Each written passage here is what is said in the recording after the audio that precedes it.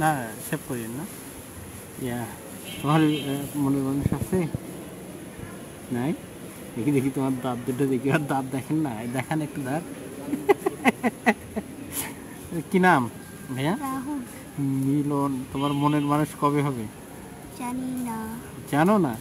আমি ঠিক করে দিই, ঠিক করে দিব। ঠিক আছে, এরপরে যেদিন আসবো মিলনের জন্য মনের মানুষ সাথে নিয়ে আসবো। হ্যাঁ, থ্যাংক ইউ।